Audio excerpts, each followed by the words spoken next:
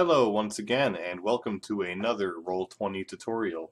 This is going to be an updated video on how to level up a character in Roll20. With this example I will be showing you how to level a character from level 1 to level 2. This procedure is the same leveling to any level, but in this specific example I will have a level 1 character and I will be leveling him to level 2. So the first thing that we need to do is go into our player's handbook and take a look at experience charts, which is on page 12 here. So you can see that 300 points is enough to hit level 2. And then taking a look at level 3, we need 900 points.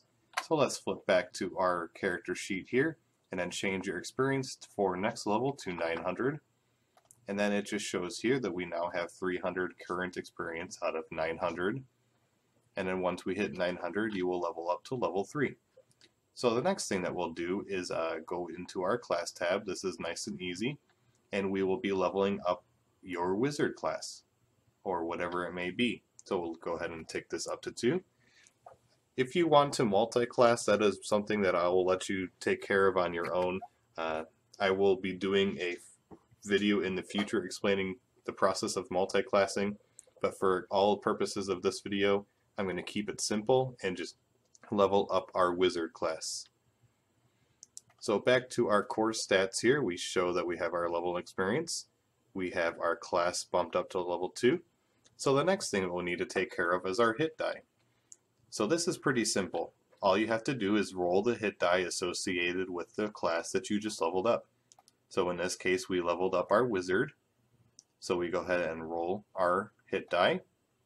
And we rolled a 6 on a 6-sided dice. So the next thing that you'll want to do is go back into your player's handbook and go to your specific classes page. Wizard was 106.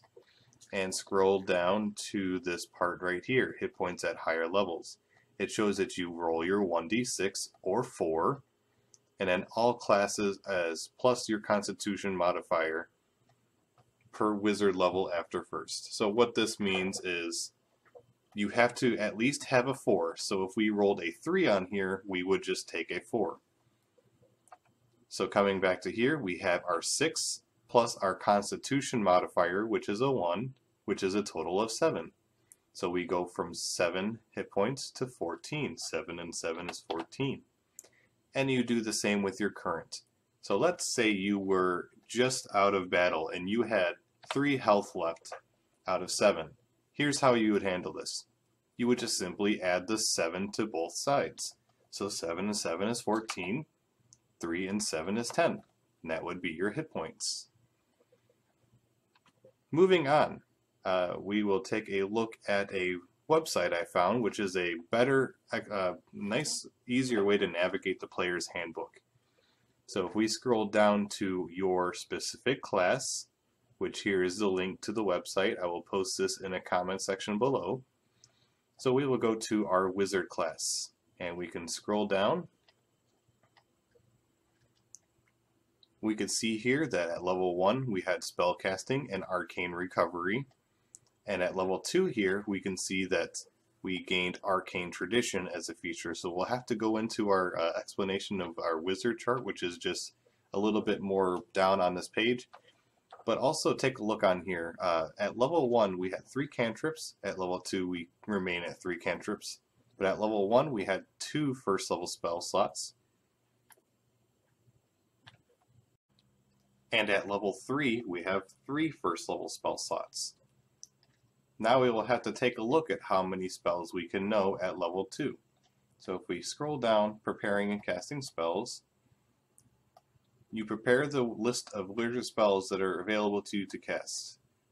Basically just kind of read through here. Each class is different. So the number of spells is equal to your intelligence modifier plus your wizard level with a minimum of 1 spell. The spells must be of a level which you have spell slots for. So I am a level 2 wizard with an intelligence modifier of 4. So I can have up to 6 spells, and I can break that up as a wizard in any order I want. I gotta have 0 cantrips and 6 level 1 spells, I could have 6 cantrips and 0 level 1 spells, or however you want to break up, 3 and 3, 2 and 4, 1 and 5, however you want to break it up. Some classes do explain that you can have X amount of spell slots. You just have to take a look at the list in your specific character's class to find out how your spell book is handled. So I will skip over this since every class is different. We'll just assume that I'm going to pick 3 cantrips and 3 first level spells, and we're going to move on. So we have to take a look at what this arcane tradition is now that we gained at level 2. So on here, I'm going to cheat, do a search for arcane tradition, spell it correctly, and keep hitting enter. So here, when you reach 2nd level, you choose an arcane tradition shaping your practice of magic through one of 8 schools. And it lists the 8 here. The school of evocation, blah blah blah, is detailed at the end of the class description. So basically, I have to pick one of 8 of these. For length purposes, I'm just going to go with necromancy. So let's take a look at School of Necromancy. So that is here. Here's a description of what it means to be in School of Necromancy. And then you can see here at level 2, the gold and time spent to copy a necromancer spell into your spellbook is halved. So this here I can throw into my character sheet. So I'll go ahead and do that now. And I'll put that under my class features. A lot of this is blank because I didn't bother putting my level 1 skills in. Spells. Wow, that was difficult. Spells and skills. There I go. Just ignore me. I'm still working on getting coffee. Yes, I'm aware it's almost 4 p.m. So anyways, I didn't bother putting my level 1 skills in. So that's why this here is blank. So next thing here, we keep going down. And once again, at the 2nd level, you gain the ability to reap life energy from creatures you kill with your spells. So I will go ahead and grab this one here and post this here. And once again, you can make this look all pretty if you want to go in here and kind of indent stuff or however you want to fix it up.